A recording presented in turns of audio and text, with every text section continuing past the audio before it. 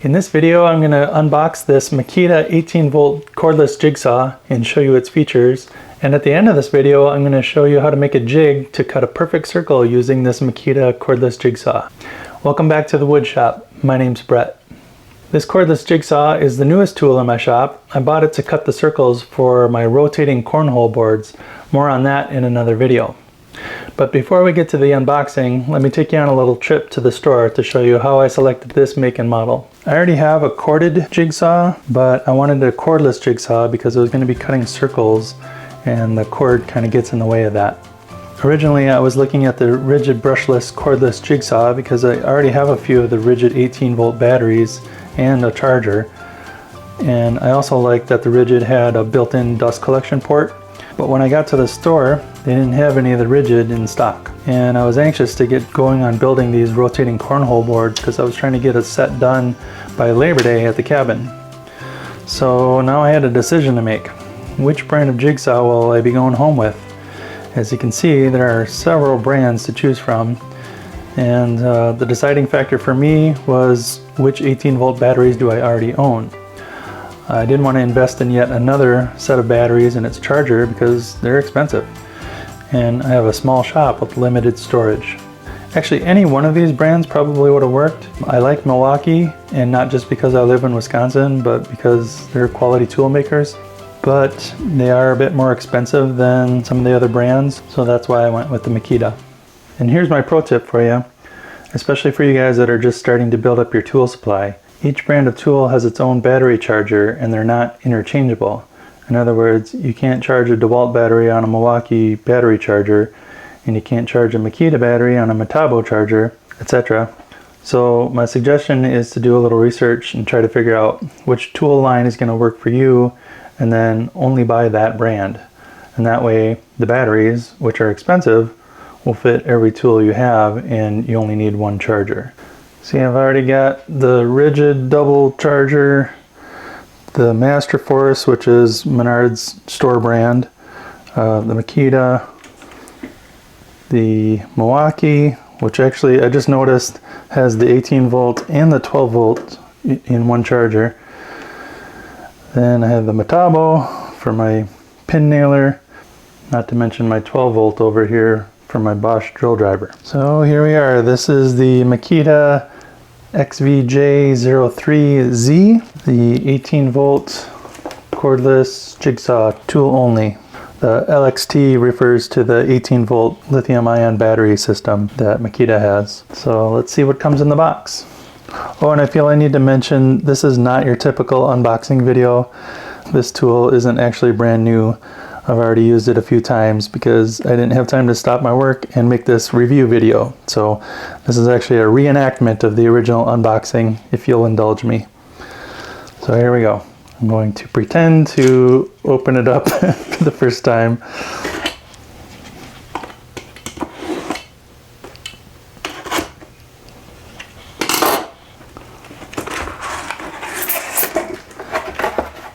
And a lot of unboxing videos gloss right past this paperwork stuff, but I think this is worth a mention. Look at this poster that Makita gives you.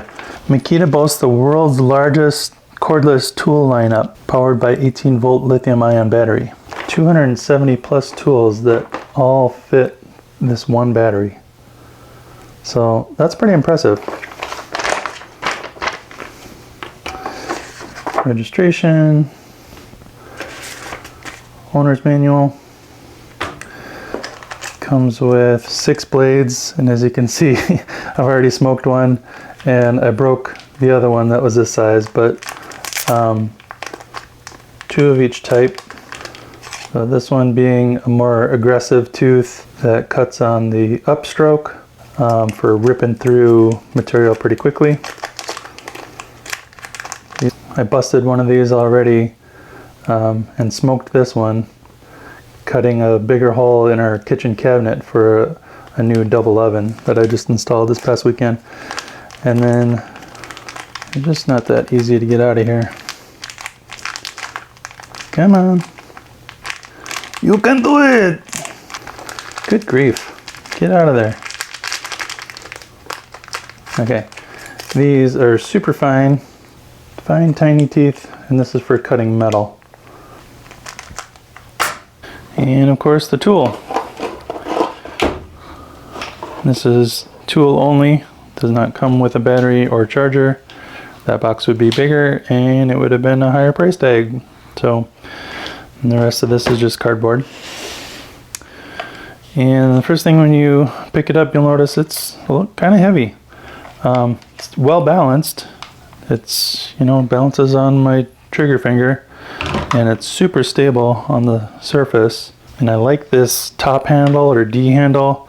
The other jigsaw I have is a barrel grip, kind of like that. And I think I like this D handle better. Up on top here we got a trigger lock.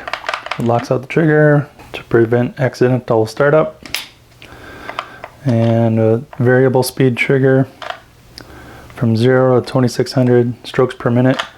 This is not the brushless. The brushless would have a speed control over here that goes from 800 to, I believe, 3600 strokes per minute. So this is just a variable speed trigger, a little bit slower than the brushless. The brushless also would be a little bit longer in the body. And another difference is the brushless has the blades insert right into the opening just by pressing it in. It doesn't have the toolless lock system like this one has. The brushless also has a soft start feature that it starts off a little bit slower, and then once you make contact with the wood, then it engages and kicks up into speed. And some of the other features of this one, it has a plastic base plate cover to protect finer surfaces like laminates, stuff like that. So, and that's easily removable, just holds on by friction. Don't know how much I'll be using that, but we'll see. And then it's got this clear splinter guard here. It also just holds in by friction. That feels like it will fall out or get in the way sometimes, so I'm not sure how often I'll use that either. But it's there for finer work, I guess. And then on the back here, there's an Allen key storage, and that is used to adjust the base plate in this cap screw right here.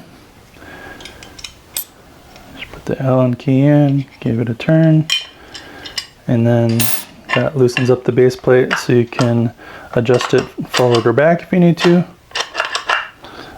And you can also tilt to make bevel cuts. So you can get pretty crazy with the bevel on this.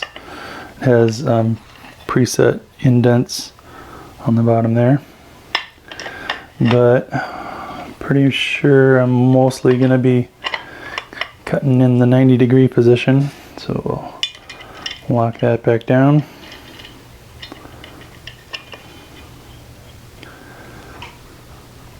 And stow the key. And like most modern jigsaws, this accepts a T-shank. Looks like a T. This has a toolless blade lock. So you just swing that open and pop it in there and then release that, and then it's in. And I'll show you a different angle there.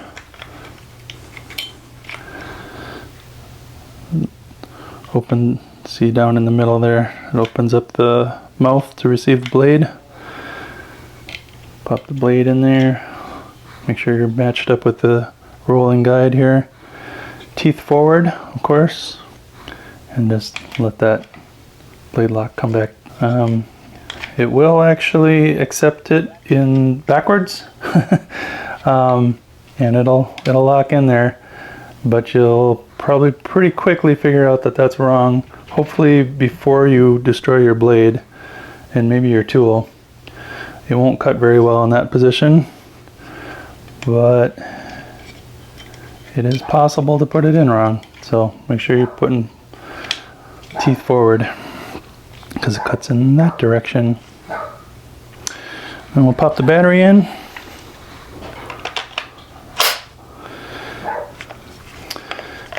And away we go. Got a nice LED light right in front of the blade. Comes on when you hit the trigger. And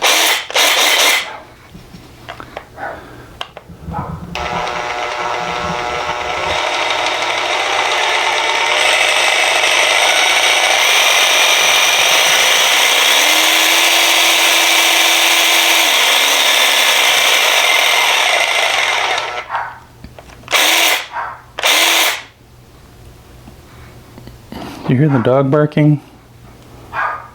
That is annoying. And this dial here is an oscillating feature going from no oscillating to maximum. It's got 1, 2, 3 different positions in addition to straight.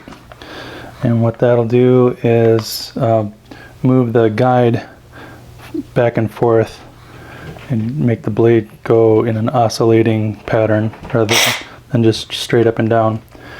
And so the way you would use that is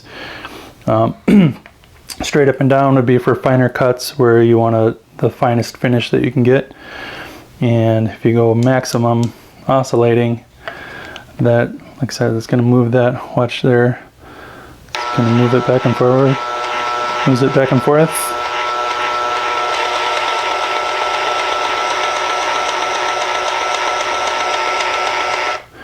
And you would use that if it'll help you clear out wood chips faster to make a faster cut if you're not as worried about a fine finish. So you got those options. And the LXT 18-volt lithium-ion battery boasts a 30-minute charge time, which is actually pretty quick, giving you more work time, less charge time. So it's got that going for it. All right, let's put this thing to work. I'm going to show you how to make a circle cutting jig to cut perfect circles. So I need to take a quick break and update you on what's going on in my shop. The day after I recorded the segment you just saw, the water heater broke and flooded the basement, and that includes my shop. So now I've got 10 air movers and 2 industrial sized dehumidifiers running in the basement. And it's very hot, it's very windy, it's very noisy in here, but I'm gonna go ahead and record anyway and just not record the sound and do a voiceover so that I can get this video out to you guys. So bear with me. I begin by measuring out the center point. As you saw earlier, this is for a cornhole board where the target hole rotates on a motor that's mounted underneath. So I'm actually measuring the center for 2 holes, the target hole and the 20-inch circle around the target hole. I use a center punch to make an indent where the center lines meet, and I want to see the circle as I cut, so I'm using this super sophisticated compass to mark out the circumference. Normally you would drill a hole slightly larger than the jigsaw blade to get started, but I only want this cut to be just the kerf of the blade. So you could use an oscillating tool with a fine tip, or a Dremel tool, or a drill with a skinny drill bit and make several holes, which is what I'm doing here. I was going to show you more of this drilling process, but that was boring. Get it? Boring. This is a very simple jig for cutting perfect circles with a jigsaw. I'm starting out with a board that is about 18 inches long and 4 inches wide, and I'm attaching to one end some scrap pieces. The size of these isn't that important, just make sure that they're straight and square. I made the 2 side pieces the length of the jigsaw base.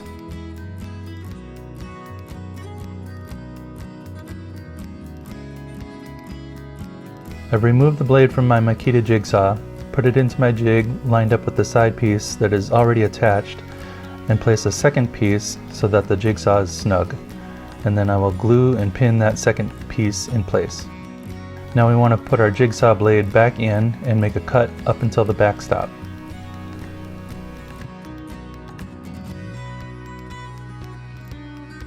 So now with our jig made, we can go ahead and cut out our circle. You can use this jig to cut any size circle. Since we're looking for a 20-inch circle, we're going to be placing a screw into the jig 10 inches away from the blade.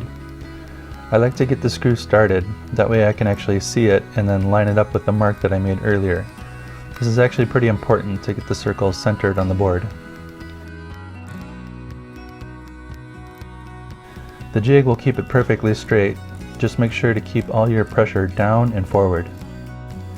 If your jig is long enough, the screw in the center will actually keep the circle from falling in once it's cut. Mine wasn't quite long enough, so I grabbed the target hole before finishing the cut. Otherwise, there's a risk of bending the blade and messing up the cut. There we go, a perfect circle. And then we'll do some light sanding. Now, am I saying that this Makita cordless jigsaw is the one you should go out and get? By no means. You do what's right for you, in your shop, in your budget. I will say, I like this Makita jigsaw. I don't have a lot to compare it to, but I'm happy with it. I did notice after I bought this that Amazon has the same jigsaw for $50 cheaper than the price I paid at Home Depot. I provided a link in the description below. Don't forget to subscribe if you haven't already, and give it a thumbs up if you thought this was helpful. Thanks for watching.